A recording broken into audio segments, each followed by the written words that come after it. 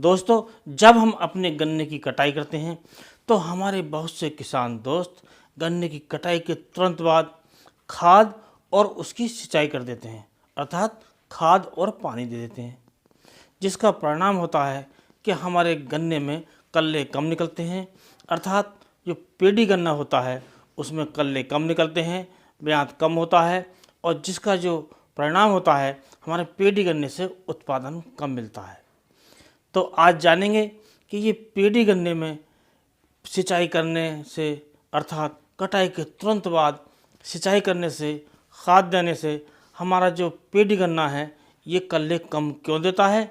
और दोस्तों, इसी प्रकार के वीडियो चैनल पर और आने वाले हैं, चाहे वो बुवाई से संबंधित हों, चाहे वो पेडी गन्ने से संबंधित हों, और समय समय पर वीडियो आते रहेंगे।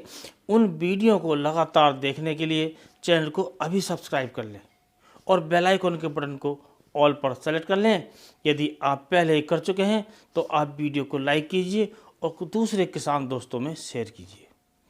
तो दोस्तों, जब हम अपने गन्ने की कटाई करते हैं और उसके तुरंत बाद सिंचाई कर देते हैं, उसमें यूरिया लगा देते हैं, खाद लगा देते हैं, तो जिसका परिणाम होता है कि हमारा जो गन्ना है वो गलना शुरू हो जाता है नीचे से, जो नीचे का कटा हुआ भाग होता है, और सड़ना शुरू हो जाता है। क्योंकि जब हम अपने गन्ने की कटाई करते हैं तो ये नीचे से जब कटाई होती है तो उसमें बहुत से गन्ने की जो जड़ें हैं वो फट जाती हैं, और जब पानी के संपर्क में आती हैं तो वो गलनी शुरू हो जाती हैं, सड़नी शुरू हो जाती हैं, और बहुत से मूंढे हमारे वो गल जाते हैं, सड़ जाते हैं, जिससे हमारे खेत में कल्लों की संख्या कम रह जाती है। और जब कल्लों की संख्या कम रह जाती है, जब गन्ने कम होते हैं, तो कुल मिलाकर हमारी पैदावार घट जाती है, जिससे हमारा मुनाफा भी कम होता है। तो दोस्तों, ये जो गन्ने की कटाई है, इसका जो सिंचाई की बात है, तो सिंचाई हमें खड़े गन्ने पे ही करनी चाहिए। यदि आप गन्ने की कटाई करना चाहते हैं तो उससे पहले ही आपको सिंचाई कर देनी चाहिए, और सिंचाई करने के बाद ही कटाई करनी चाहिए। क्योंकि दोस्तों, बाद में हमें उसकी जुताई खुदाई भी करनी होती है, या रेटून मैनेजर चलाना होता है, तो उसमें नमी होनी आवश्यक है। और यदि हम पहले सिंचाई नहीं करते हैं तो ये कार्य भी नहीं हो सकते, और यदि हम कटाई के तुरंत बाद सिंचाई करते हैं तो हमें नुकसान उठाना पड़ता है।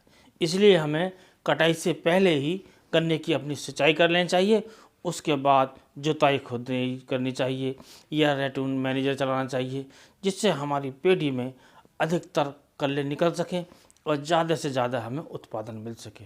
और दोस्तों, उस जुताई खुदाई के समय या रेटून मैनेजर चलाने के समय ही हमें उसमें जो फर्टिलाइज़र्स हैं उनको मिला देना चाहिए, और जो हमें सिंचाई है वो कम से कम हमें 20 से 30 दिन के अंतराल पर करनी चाहिए।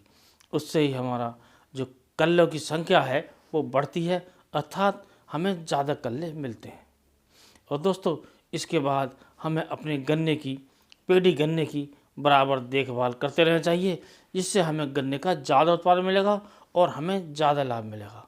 तो दोस्तों, आज के वीडियो में बस इतना ही। अगले वीडियो में कोई नए टॉपिक के साथ फिर मिलते हैं। इसी के साथ इस वीडियो करते हैं समाप्त। नमस्कार।